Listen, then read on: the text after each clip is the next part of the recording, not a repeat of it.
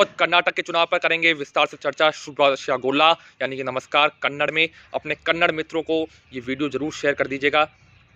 थोड़ी बहुत इस वीडियो में कन्नड़ लोगों के लिए एक अहम जानकारी हम आपको देंगे और कर्नाटक के लिए भी एक अहम जानकारी देंगे, क्योंकि ये वीडियो पूरी तरह कर्नाटक के लिए समर्पित है। कर्नाटक का चुनाव है और 10 तारीख को यहाँ पर मतदान होने वाला है, 10 मई को, और रिजल्ट्स जो हैं 13 मई को आने, यानी कि मतदान कल होने वाला है। चुनाव प्रचार थम चुका है, कल थम चुका है। ताबड़तोड़ रैली नरेंद्र मोदी, सोनिया गांधी, राहुल गांधी, प्रियंका गांधी, खड़गे साहब, अमित शाह, जेपी नड्डा, योगी आदित्यनाथ, हेमंता बिश्वा शर्मा।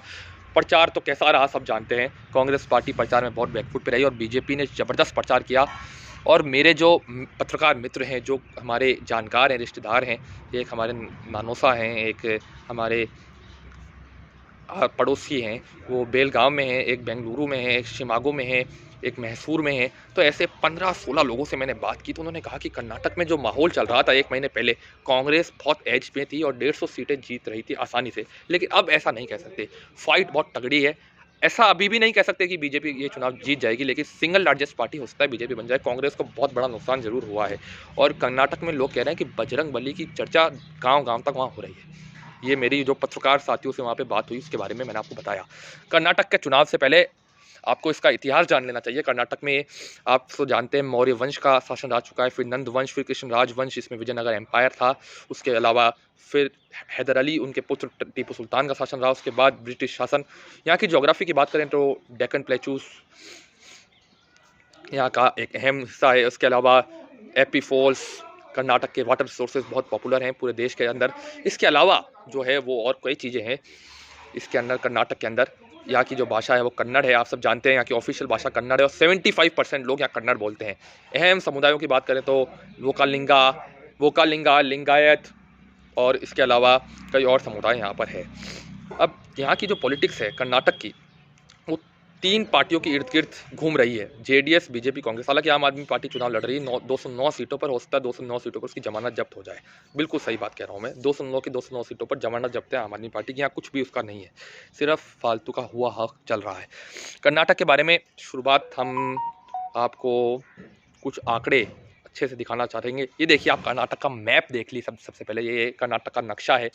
कर्नाटक के नक्शे में जो बीजापुर है वो आप नॉर्थ में देख सकते हैं। साउथ का जो इलाका है, ओल्ड मैसूर इलाका, मैसूर, ये आप देख सकते हैं। ये आपको मैं थोड़ा करीब से दिखा सकता हूँ तो ये देखिए, मैसूर, चामराजनगर, मांड्या, ये जो इलाका है ओल्ड मैसूर इलाका, यहाँ की जो सीटें हैं 50-55 सीटें, यहाँ पर जो स्ट्रॉन्ग होल्ड है वो जेडीएस का है और बीजेपी यहाँ पे बहुत बुरी हालत में है, ऐसा हमारे जो साथी हैं उनका कहना है। लेकिन इस इलाके के अलावा बीजेपी की स्थिति हर जगह अच्छी है और जेडीएस सिर्फ इसी इलाके तक कर्नाटक में सिमटी हुई है। आपको ये जानना होगा, देख ही लीजिए, ये इलाके को आप अच्छे से देख सकते हैं। सिर्फ 55-60 सीटों तक जेडीएस का प्रभाव है। देवगौड़ा परिवार का प्रभाव है, एचडी देवगौड़ा का प्रभाव यहाँ पर है। सिर्फ इसी इलाके में जेडीएस है, उसके अलावा कहीं नहीं। और इस बार भी कह रहे हैं कि जेडीएस और कांग्रेस में फाइट है, लेकिन कांग्रेस यहाँ पर एज में है। बीजेपी की हालत है वैसे ओल्ड मैसूर इलाका जो दक्षिण कर्नाटक है वहाँ इतनी अच्छी नहीं है, ये कहा जा रहा है हमारे पत्रकार साथी द्वारा। लेकिन इसी इलाके के अलावा जो कोस्टल इलाका है, जो दूसरे इलाके हैं कर्नाटक के, हैदराबाद कर्नाटक, मुंबई कर्नाटक, यहाँ बीजेपी बड़ी ज़बरदस्त शक्ति के साथ चुनाव लड़ रही है और हो सकता है बड़ी आसानी से यहाँ जीत जाए। लेकिन कांग्रेस के साथ अच्छी फाइट उसकी ज़रूर होगी। अब आपको मैं ये 2023 के चुनाव के बारे में कुछ और आंकड़े देना चाहता हूँ। ये देख लीजिए आप, एक और हमारे पास है कर्नाटक का मैप। और इसके अलावा ये देखिए आप, बीजेपी की ओर से आपको देख सकते हैं बसवराज बोमई, कांग्रेस की ओर से सिद्धरमैया और जेडीएस की ओर से एचडी कुमारस्वामी। एक और खबर आई है बड़ी इंटरेस्टिंग, हमारे एक साथी हैं, हमारे गांव के हैं, उन्होंने कहा है, वो बेलगांव में रहते हैं कर्नाटक में, वो कह रहे हैं कि जेडीएस और बीजेपी गठबंधन कर सकती है। तो आप मेरी बात लिख कर ले लीजिए, चुनाव के बाद कुछ बड़ा धमाका जरूर होगा। हालांकि जेडीएस कांग्रेस के नज़दीकी रही थी, लेकिन 2018 में जिस तरह से कुमारस्वामी रोने लगे थे 1 साल सरकार चलाने के बाद, जिस तरह से उनकी सरकार गिरी थी, हम सब ने देखा था। उसके बाद तो हालत बड़ी ख़राब थी जेडीएस की और जेडीएस बड़ी मुसीबत में पड़ गई थी कर्नाटक के अंदर। इसी वजह से कर्नाटक के अंदर जेडीएस बीजेपी के साथ जा सकती है, गठबंधन कर सकती है, अगर बीजेपी को फुल मेजॉरिटी नहीं मिलती है। तो ये आपको प्रिडिक्शन हम कह सकते हैं इस चुनाव से पहले। कुछ पॉपुलर जो सीट है, वरुणा की सीट, जहाँ पे सिद्धरमैया चुनाव लड़ रहे हैं, और एच डी कुमारस्वामी की जो सीट है वहाँ पे भी चुनाव बहुत फंस चुका है उनके लिए। इसके अलावा शिकारपुरा जिनसे येडियुरप्पा के बेटे चुनाव लड़ रहे हैं, कनकपुर जहाँ से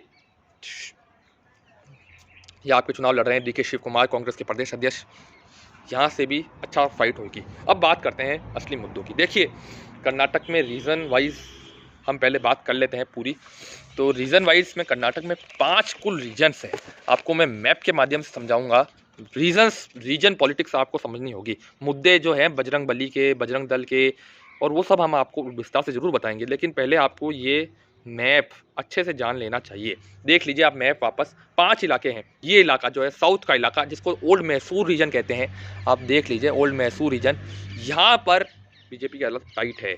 इसके अलावा ग्रेटर बेंगलुरु में बीजेपी और कांग्रेस में सीधी फाइट है। ग्रेटर बेंगलुरु और आसपास के कुछ जिले यहाँ पे आते हैं, बिल्लारी वगैरह। इसके अलावा और जो इलाका है कोस्टल कर्नाटका का इलाका है, कोस्टल कर्नाटक के अंदर भी बीजेपी के लिए जीतने की राह आसान लग रही है। जो सर्वेस बता रहे हैं, चिकमंगलूर को आप देख सकते हैं कोस्टल इलाके में, चिकमंगलूर जहाँ से इंदिरा गांधी चुनाव लड़ी थी 1977 में, इमरजेंसी के बाद चुनाव जीतकर भी आई थी। एक शेरनी सोन लंगूर के नारे लगे थे, आपने देखा होगा वो। तो चिकमंगलूर का जो इलाका है, यहाँ से सीटें वैसे 21 ही है। ये इलाका जो है वो उसको बोलते हैं कोस्टल कर्नाटका का इलाका। इसके अलावा हैदराबाद कर्नाटक, ये एक महत्वपूर्ण रीजन है कर्नाटक का, और यहाँ से अच्छी खासी 55 सीटें कर्नाटक में आती है। ये देख लीजिए आप, 55 सीटें कर्नाटक में आती है हैदराबाद रीजन में। मैं आपको बताता हूँ, कोल्लार, बेल्लारी, ये जो रीजन है ये यहाँ पे आते हैं। ये देख लीजिए आप, हैदराबाद कर्नाटक। इसके अलावा मुंबई कर्नाटक बीजेपी की हमेशा से एक स्ट्रॉन्ग होल्ड रही है हिंदुत्व की पॉलिटिक्स के लिए। इसके अलावा एक कर्नाटक का रीजन और है सेंट्रल कर्नाटक। मुंबई कर्नाटक में बाजलकोट समेत कई जिले आते हैं। सेंट्रल कर्नाटक की बात मैं करूं तो सेंट्रल कर्नाटक में भी चुनाव बीजेपी और कांग्रेस में ही सिमटा हुआ है। कर्नाटक के चुनाव के अंदर सेंट्रल कर्नाटक में शिमोगा वगैरह जिले यहाँ पे आते हैं। अब ये तो बात हो गई रीजंस की। अब बात करते हैं क्या है असली मुद्दे। देखिए अब आपको मैं पहले तो मुद्दों से पहले एक चीज़ और मैं दिखाना चाहता हूँ। बिल्कुल पहले आप आंकड़े क्लियर कर लेते हैं, उसके बाद हम आगे विस्तार से चर्चा करेंगे। ये देख लीजिए आप, 2018 में मैप है कर्नाटका का, किस तरह से बीजेपी और कांग्रेस का क्या हुआ था हश्र। ये जो नीला है ये तो कांग्रेस है, और ये जो भगवा है ये बीजेपी का सिंबल है यहाँ कर्नाटक के अंदर। अब ये आपको मैं बताता हूँ आंकड़े, महत्वपूर्ण आंकड़े हैं, आप अच्छे से इनको देखिएगा और फिर समझिएगा कि यहाँ पर क्या स्थितियाँ थी पहले। जी हाँ, 2018 में आप देख लीजिए 110 सीटें बीजेपी को, कांग्रेस को मिली थी 80 और जेडीएस को मिली थी यहाँ पर सिर्फ और सिर्फ 30 सीटें। उसके बाद 2018 के चुनाव के बाद जो बगावत हुई थी, माफ़ कीजिएगा बगावत नहीं हुई थी, सिंगल लार्जेस्ट पार्टी जरूर आप देख सकते हैं। 224 विधानसभा की सीटें हैं कर्नाटक में, 113 बहुमत का है। तो वहाँ पर कर्नाटक के अंदर सरकार बना ली थी कांग्रेस और जेडीएस ने मिलकर। जेडीएस के कुमारस्वामी जो देवेगौड़ा के बेटे हैं उनको मुख्यमंत्री बनाया गया था कांग्रेस की ओर से। सरकार चली, कांग्रेस के मंत्री भी बने थे सरकार में, हालांकि कांग्रेस ने सरकार में हिस्सा भी लिया, लेकिन 1 साल के अंदर सरकार चले गई। कांग्रेस के विधायकों ने बगावत कर दी, फिर वो बीजेपी में चले गए। उसके बाद येडियुरप्पा साहब मुख्यमंत्री बने 2019 में। उसके बाद 2 साल येडियुरप्पा, 2 साल बसवराज बोम्मई यहाँ सीएम रहे। इससे पहले के जो आंकड़े हैं वो बड़े दिलचस्प हैं। ये देखिए आप, 2013 का चुनाव, बीजेपी का बहुत बुरा हाल हुआ था 2013 के अंदर, बिल्कुल, क्योंकि डी येडियुरप्पा बीजेपी के सबसे दिग्गज नेता, लिंगायत नेता, कांग्रेस को फायदा दे गए थे यहाँ पर, क्योंकि उन्होंने अपनी नई पार्टी बना ली थी। कुछ विवाद हुआ था उनका आलाकमान के साथ। इसके बाद ये चुनाव बड़ा ही एक तरफा हो गया था। कांग्रेस फुल मेजोरिटी 123 2013 के चुनाव में आया था, और जेडीएस के कुमारस्वामी 40 पर, और जगदीश शेट्टार की जो सीएम फेस थे उस समय बीजेपी के, वो सिमट गए थे महज 40 सीटों में। तो बीजेपी के लिए बहुत बुरी हालत थी 2013 के चुनाव में। एक और आंकड़ा है मेरे पास, ये मेरे पास आंकड़ा आ गया है, मैं आपको दिखाना चाहूँगा निश्चित रूप से। ये जो आंकड़ा है ये है 2008 का आंकड़ा। ये देख लीजिए आप, 2008 में बीजेपी की सरकार कर्नाटक के अंदर कैसे बनी थी, बहुत ही अच्छी मेजोरिटी के साथ बनी थी। आप एक चीज़ और यहाँ पर बात कर सकते हैं कि 2008 में बीजेपी की सरकार बनी, फिर 2013 में बहुत गड़बड़ हो गई थी, बीजेपी में बगावत हो गई थी। अब मैं बात करूं कर्नाटक के अंदर कुछ मुद्दों की। देखिए, यहाँ पर एक बड़ा खतरनाक आपने पॉइंट नोट किया होगा कर्नाटक में, अगर आपने ये एनालिसिस अच्छे से देखा है। मैंने आपको ये क्यों दिखाया, देखिए कर्नाटक के अंदर सबसे पहले तो ये जो डिस्ट्रिक्ट्स हैं इसकी लिस्ट आपको देखनी चाहिए। ये यहाँ पर है, ये देख लीजिए।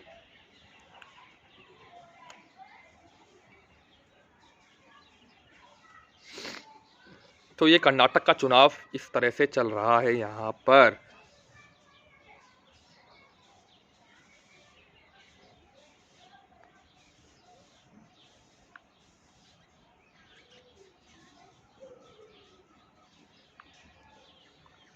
और यहाँ की अहम सीटों के बारे में मैंने आपको बता ही दिया। अब हम बात करते हैं एनालिसिस की। देखिए, कांग्रेस ने अपने पैर पे हथौड़ा मार लिया है कर्नाटक के अंदर, हथौड़ा मार लिया है, बहुत ही बुरा सेल्फ गोल। कांग्रेस पार्टी की जो छवि रही है वो हमेशा से इस तरह की रही है। इस तरह की बातें करना चुनाव के समय, मैं समझता हूँ राजनीति में खासकर को ये बहुत ही भयानक है। देखिए कांग्रेस पार्टी ने क्या किया, सबसे पहले तो उसको बारे में हम पहले जानते हैं, लेकिन उससे पहले पार्टियों के घोषणा पत्र पे बात कर लेते हैं। बीजेपी और कांग्रेस का घोषणा पत्र देखिए, बीजेपी ने जो वादे किए हैं बड़े वादे किए हैं। यूसीसी जो यूनिफॉर्म सिविल कोड है बीजेपी हर राज्य में करती आई है, उसको लागू करने का वादा यहाँ किया है। 10 लाख रोजगार मैन्युफैक्चरिंग सेक्टर में देने का वादा बीजेपी ने यहाँ किया है कर्नाटक के अंदर।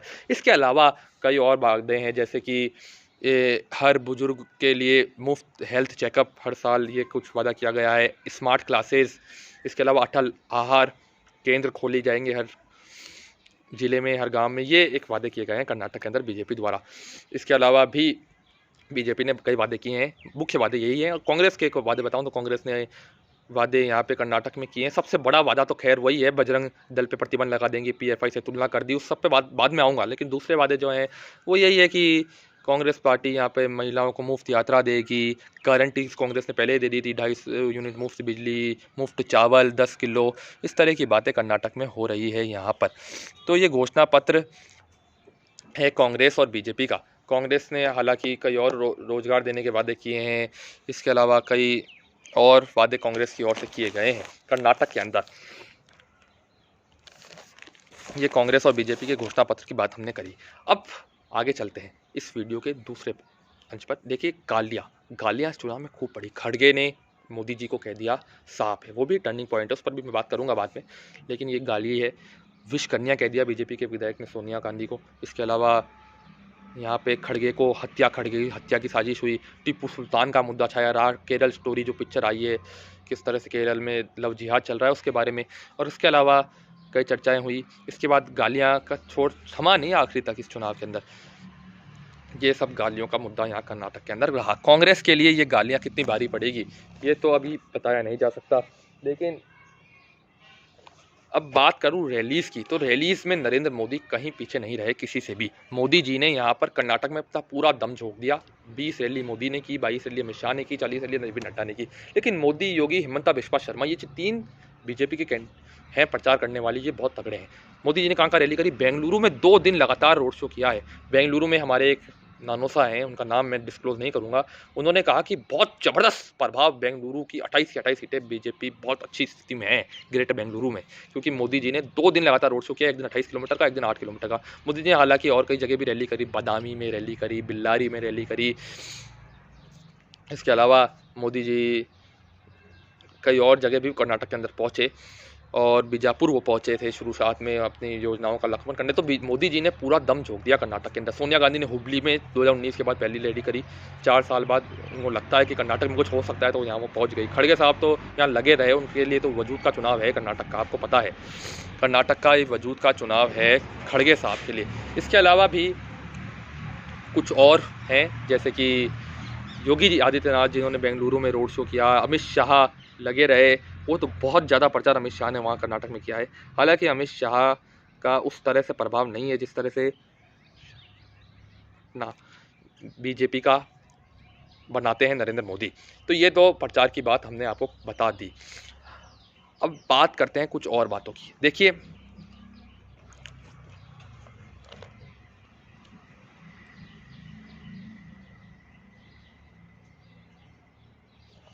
अब बात करते हैं रीजन वाइज, जो हमने आपको बताई दी सब सर्वेस। अब बात करते हैं क्या है इस चुनाव का टर्निंग पॉइंट। देखिए, 5 ऐसे मुद्दे जिससे कांग्रेस के पक्ष में जाता हुआ चुनाव, कांग्रेस ने अपने पैर पे बुलडोजर मार लिया है। मैं तो ये कहता हूँ, राजनीति में ये भाषा है राजनीति की। अब क्या होने वाला है ये मैं आपको बता दूं। कांग्रेस के लिए बहुत बड़ा लॉस होने वाला है। हो सकता है बीजेपी सिंगल लार्जेस्ट पार्टी बन जाए, हो सकता है सत्ता भी वो ले ले। जैसा कि मैंने कहा, सत्ता नहीं लेगी तो जेडीएस के साथ सरकार बना लेगी। कांग्रेस के साथ जेडीएस जाती हुई नहीं लग रही है इस बार। तो पहले आपको मैं बता देता हूँ क्या हुआ है इस चुनाव के अंदर। ऐसे 5 चीजें। पहली, विकास। जिस तरह से विकास के मुद्दे नरेंद्र मोदी ने, बीजेपी ने पहुंचाए हैं जनता तक, ये मैं आपको बता दूं। विकास, हालांकि बीजेपी कहती रही है हमने किया है, भ्रष्टाचार का कांग्रेस आरोप लगा रही, 40% सरकार, पीसीएम, कमीशन, ठेकेदार, कॉन्ट्रैक्ट, ये सब तो अलग चीजें हैं, उसके नारे भी लग रहे हैं। कांग्रेस ने चुनाव आयोग में शिकायत भी की, वो सब तो हुआ है। लेकिन उसके अलावा विकास के मुद्दे, विकास हुआ है इसमें कोई शक नहीं, लेकिन आप किस तरह से अपने इलेक्शंस में उसको यूज करते हैं वो एक जरूरी चीज है। कांग्रेस के उन्होंने जमकर निशाना साधा मोदी जी ने। पहला जो मुद्दा है विकास है कि उन्होंने कहा कि ये तो आतंकवादी को समर्थन देती है, तुष्टीकरण करती है, ऐसी ऐसी बातें कांग्रेस के बारे में उन्होंने कही। और कहा बीजेपी विकास की ट्रेन पे आगे चढ़ती रहेगी। हालांकि कांग्रेस का कहना है कि मोदी जी का जुमला है, कांग्रेस सत्ता में आ रही कर्नाटक में। देखिए क्या विकास की योजना है उन्होंने बताई। उन्होंने कहा कि एफडीआई में कर्नाटक नंबर 1 बन गया है। जनजातियों के लिए हमने बजट जाहिर किया है 1 लाख करोड़ रुपए का। वहाँ पर कर्नाटक के अंदर 44 लाख लोगों को चिरंजीवी बीमा योजना का लाभ मिला है, अनाज मिला है। 3 करोड़ लोगों को वंदे भारत ट्रेन की बात उन्होंने करी। इसके अलावा मैन्युफैक्चरिंग सेक्टर में किस तरह से लगातार इंप्रूवमेंट आ रहा है, आईटी धारावाड़ की बात उन्होंने करी। धारावाड़ इंपॉर्टेंट सीट है कर्नाटक की। इसके अलावा भी कई बात उन्होंने करी। हसन में भी उन्होंने रैली करी और कई जगह पर कर्नाटक के अंदर उन्होंने जनसभाएं करी है बहुत ही जोरों शोरों से। इसके अलावा कर्नाटक के अंदर नरेंद्र मोदी ने पूरा दमखम लगा दिया है, अपना पूरी ताकत लगा दी है और विकास को जमीन तक पहुंचाने में शायद नरेंद्र मोदी सफल हो गए हैं। उन्होंने बता दिया है कि हमने विकास किया है। नरेंद्र मोदी साहब ने कर्नाटक के अंदर यहाँ पे आम जनता को वहाँ पे कर्नाटक में शायद विश्वास में ले लिया है। 3 करोड़ टीकों की बात करी, 10 लाख घर की बात करी, हमने घर दिया लोगों को। इस बार भी तो उन्होंने वादा किया घर देने का। हमने अनाज दिया। केंद्र की योजनाएं किस तरह से इंप्लीमेंट हुई, राज्य सरकार येडियुरप्पा और बसवराज बोम्मई ने किस तरह से यहाँ काम किया। लेकिन मेरे हिसाब से बसवराज बोम्मई के आने के बाद कर्नाटक में बीजेपी की हालत थोड़ी खराब हुई है, क्योंकि भ्रष्टाचार का आरोप उन पर लगा है, 40% कमीशन खाने का आरोप लगा है जो कांग्रेस लगाती आई है। तो ये पहला एक बड़ा फैक्टर है। शायद ये चुनाव मुड़ जाए बीजेपी की ओर। विकास पहला, मैंने कहा 10-15 दिन पहले मैं वीडियो कर रहा था कि कांग्रेस इजी चुनाव जीतेगी, लेकिन 15 दिनों में सब कुछ बदल गया है। नरेंद्र मोदी की जैसी एंट्री होती है वो सब बदल देते हैं चुनावों में। दूसरा मुद्दा, जी हाँ, दूसरा मुद्दा जिससे बीजेपी को एज होगी वो है बजरंग बली का मुद्दा। कर्नाटक बजरंग बली की जन्मभूमि आप सब जानते हैं। अब देखिए कांग्रेस ने क्या बात कर दी। उन्होंने पीएफआई को बैन करने के लिए, या फिर ऐसा कह सकते हैं कि मुस्लिम वोटों को सब साधने के लिए ये बात की कि हम बजरंग दल को प्रतिबंध कर देंगे अगर हम सत्ता में आए थे। उन्होंने कहा कि बजरंग दल मतलब बजरंग बली के भक्तों को ताले में बंद करना। उन्होंने कांग्रेस पे जमकर हमला बोला। उन्होंने कहा कि कांग्रेस के वही लोग हैं जो राम मंदिर के रोड़ा अटकाते थे, अब उन्होंने बजरंग बली पर रोड़ा अटकाया है। ये नहीं चलेगा, कर्नाटक की जनता ये एक्सपेक्ट नहीं करेगी। लेकिन देखने वाली बात होगी क्या उस तरह से ये मुद्दा चल पाएगा जिस तरह से नॉर्थ इंडिया में चलता है। लेकिन मैं आपको बता दूं, 15 लोगों से मेरी बात हुई है कर्नाटका के। उन्होंने साफ साफ कहा है कि बजरंग बली का मुद्दा बहुत खतरनाक तरीके से चल रहा है और हो सकता है कांग्रेस की नैया डुबा दे। उनके प्रकोप से तो लंका नहीं बची, कांग्रेस क्या बचेगी। हालांकि कांग्रेस का कहना है कि बीजेपी बकवास कर रही है पूरी तरह से, बजरंग बली से बजरंग दल का कोई लेना देना नहीं है। लेकिन कांग्रेस ने सेल्फ गोल तो किया है, हथौड़ा नहीं बुलडोजर मारा है अपने पैर पे। क्यों ये जरूरत थी इस तरह की बात करने की जब चुनाव चल रहा था अच्छा खासा कांग्रेस के लिए। तो बजरंग बली और बजरंग दल का ये मुद्दा, दूसरा मुद्दा जिससे बीजेपी की ओर ये चुनाव मुड़ सकता है। तीसरा मुद्दा, महत्वपूर्ण मुद्दा, क्या मुद्दा है? गालियां। कांग्रेस ने गाली दी है, मोदी जी को साफ कह दिया सबसे पहले तो। हालांकि विश्वकर्मा कहा कांग्रेस के नेताओं ने, खड़गे को मारने की धमकी, वो सब अलग बात है। लेकिन आप नरेंद्र मोदी को जब गाली देते हैं तो इसका इम्पैक्ट आप चुनावों पर देखते हैं और हो सकता है कि ये भी एक मुद्दा बन जाए, नरेंद्र मोदी को साफ कहना। इसके अलावा चौथा मुद्दा कर्नाटक के अंदर जो शायद बीजेपी के लिए फायदेमंद हो सकता है वो है आरक्षण। बीजेपी ये कह रही है कि कांग्रेस अगर सत्ता में आई तो आरक्षण वापस लाएगी 6% मुस्लिम्स का।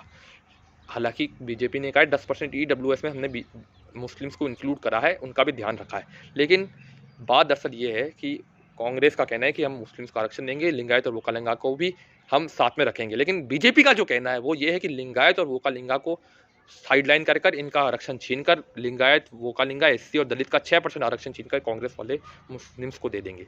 ये बात उन्होंने कही, इससे वोट साधने की कोशिश कर रही है बीजेपी कर्नाटक के अंदर।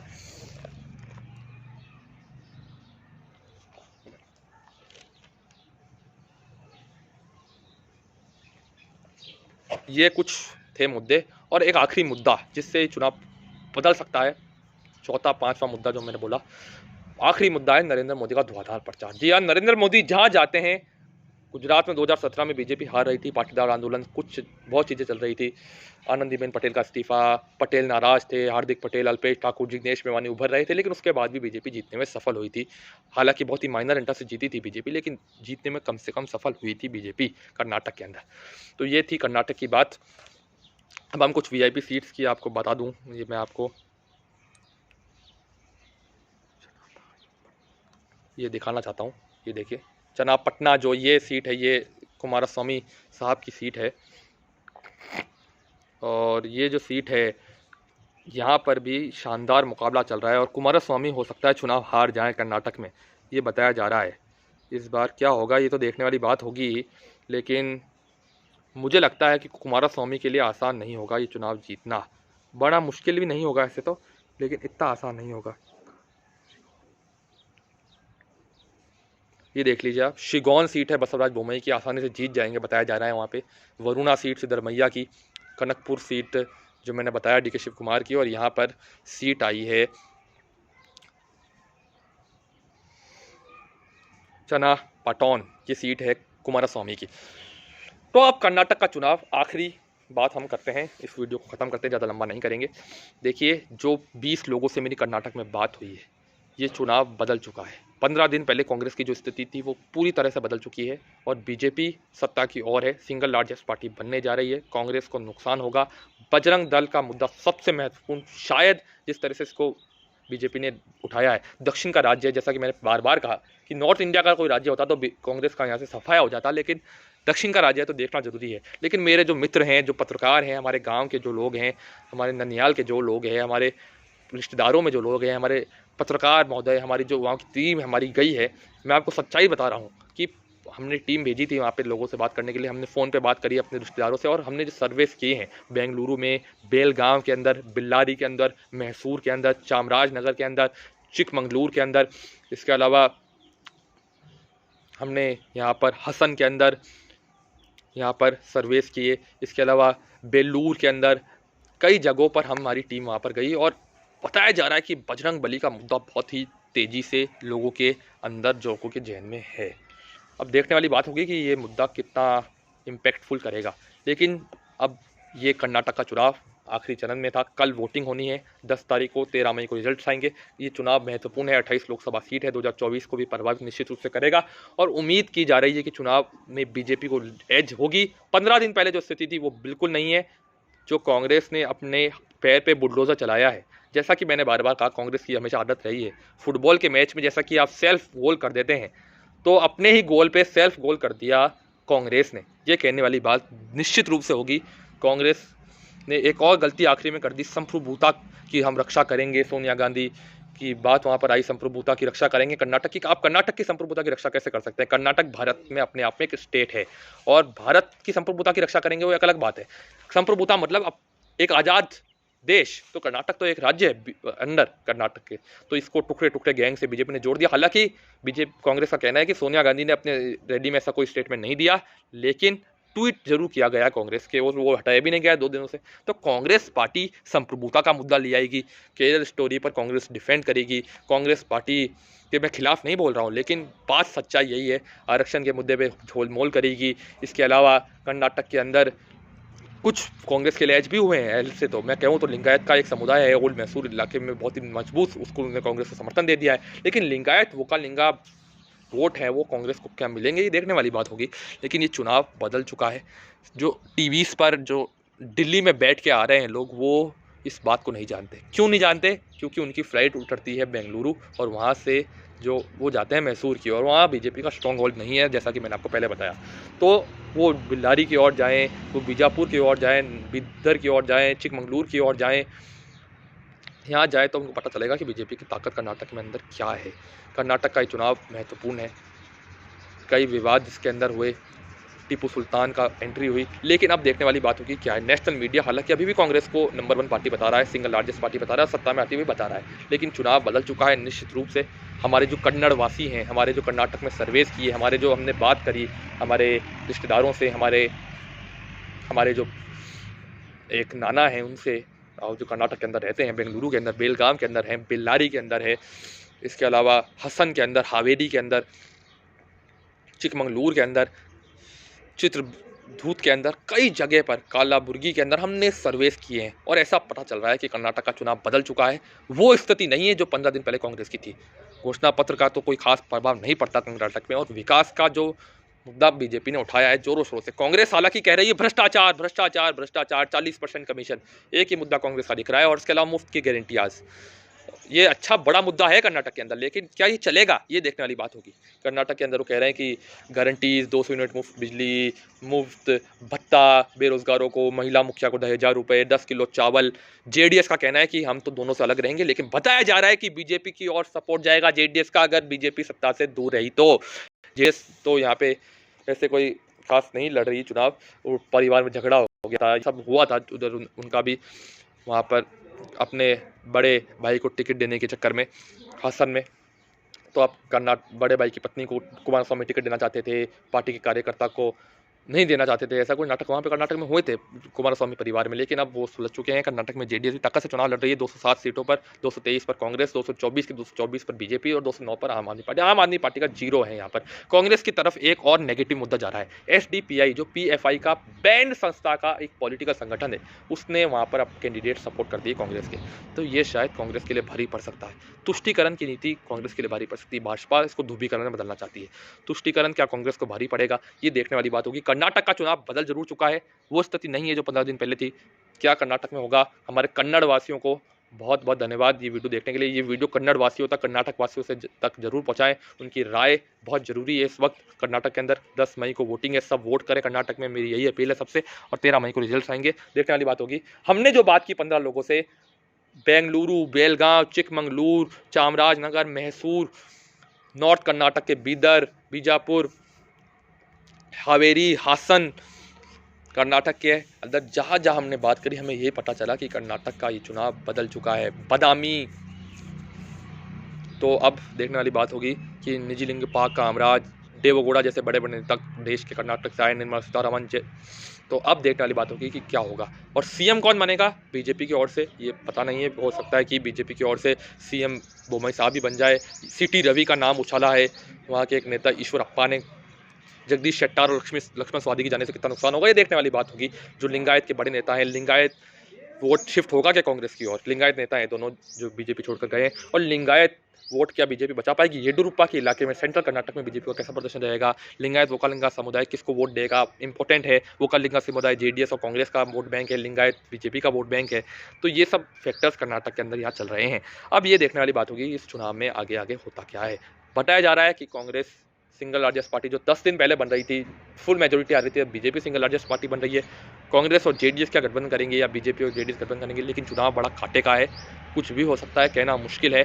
कन्नड़ वासियों से 15 लोगों से जो हमने बात की है टेलीफोन पर, बेलगूर, हमने बड़े बड़े इलाकों से कर्नाटक के, यहाँ से यही पता चला है। धारवाड़, वारवाड़, हर इलाके से हमने कर्नाटक की बात करने की कोशिश करी है। हालांकि हर इलाका कवर नहीं होता कहीं पर भी। 28 लोकसभा सीटें, हमने 28 लोकसभा सीटें कवर करने की कोशिश जरूर की है, लोगों से बात की है, 15-16 लोगों से जो कर्नाटक में हमारे रिश्तेदार हैं, हमारे सूत्रधार पत्रकार हैं, विश्वसनीय पत्रकार हैं। उन्होंने बताया कि चुनाव बदल चुका है, बीजेपी की ओर सिंगल लार्जेस्ट पार्टी बन रही है। बजरंग बली का मुद्दा अहम है, मोदी जी का शोर हर जगह चल रहा है। कांग्रेस का मुद्दा जो चल रहा था भ्रष्टाचार का, बहुत जोरों शोरों से चल रहा था। 15 दिन पहले बीजेपी सुपड़ा साफ हो जाता बीजेपी का, लेकिन अब वो स्थिति नहीं है जो पहले थी। अब कांग्रेस ने क्या गलती करी, राहुल गांधी, प्रियंका गांधी ने कैंपेन कैसे किया, ये तो हमने आपको बताया है। उन्होंने तो कर्नाटक के अंदर यहाँ पे रिजर्वेशन का मुद्दा उठाया, हम और रिजर्वेशन देंगे लिंगायत वोकालिंगा को 75% तक। अब देखने वाली बात होगी क्या कर्नाटक में होता है। देखिए कर्नाटक का चुनाव, कल वोटिंग जरूर कीजिएगा। 13 मई को वापस मिलेंगे। 28 लोकसभा सीटें हैं, आगे छत्तीसगढ़, राजस्थान, तेलंगाना, मिजोरम और मध्य प्रदेश में चुनाव है, उसके पर भी इम्पैक्ट होगा। लेकिन चुनाव महत्वपूर्ण है, बीजेपी सिंगल लार्जेस्ट पार्टी बन सकती है। हम कितनी सीटें दे रहे हैं हम आपको बता देते हैं। 224 में से बीजेपी को हमारे मुताबिक, हमारे चैनल के मुताबिक 15 कन्नड़ वासियों से वैसे तो वो पलायन करके भी गए हैं उसमें से कुछ, और 6-7 लोग मूल रूप से कर्नाटक के हैं। उन्होंने हमें जो बताया, Congress 82 seat, BJP 110 108 seat, 105 seat, 102 seat तक, 102 से 110 मान लीजिए आप, कांग्रेस 75 से 82 85 तक, और जेडीएस 30-35 सीट, यानी कि हंग असेंबली की संभावना बहुत ज़्यादा है। कांग्रेस की ओर जाता चुनाव बदल चुका है। कांग्रेस ने जो सेल्फ गोल मूर्खता करी है, अपने पैर पे हथौड़ा मारा है, उसका अंजाम उन्हें भुगतना होगा। देखने वाली बात होगी कांग्रेस क्या होगा। आम आदमी पार्टी यहाँ 0, ये तीनों पार्टी की स्थिति हमने आपको बताई। बीजेपी सिंगल लार्जेस्ट पार्टी, और हो सकता है बीजेपी जेडीएस सरकार बना ले, या फिर कांग्रेस जेडीएस सरकार बनाएंगे। ये सब जोड़ तोड़ की सियासत बाद में देखी जाएगी। तो कल वोटिंग है कर्नाटक के अंदर, चुनाव प्रचार कल थम चुका है, 5 बजे तक प्रचार थमा है। ममता बनर्जी जी ने कहा है कि अच्छे से वहाँ पे आप वोट दें कर्नाटक की जनता को, और कल सभी नेताओं ने अपील भी करी है, मोदी जी, अमित शाह जी ने, राहुल गांधी, खड़गे साहब के लिए महत्वपूर्ण चुनाव है उनका, यहाँ पे गढ़ है। कांग्रेस को जरूर नुकसान होगा यहाँ पर डीके शिव कुमार सिद्धरमैया की लड़ाई में, और बीजेपी पे 40% कमीशन, कॉन्ट्रैक्ट फार्मिंग, ये सब जो कॉन्ट्रैक्ट जो दिए हैं वो सब कैसा मुद्दा पड़ेगा ये देखना। बजरंगबली का मुद्दा सबसे महत्वपूर्ण है, सबसे महत्वपूर्ण है। क्यों बता रहा हूँ? क्योंकि ये चुनाव में बहुत उठाया है नरेंद्र मोदी ने, इसका क्या प्रभाव पड़ेगा, क्या प्रभाव कर्नाटक में होगा, देखने वाली बात होगी। ये था कर्नाटक का ये वीडियो। हर कन्नड़वासी तक ये वीडियो शेयर कीजिए जल्दी से जल्दी। बहुत बहुत धन्यवाद। कर्नाटक के अंदर चुनाव नतीजों के बाद मिलते हैं, क्या होता है देखने वाली बात है। जय हिंद, जय भारत।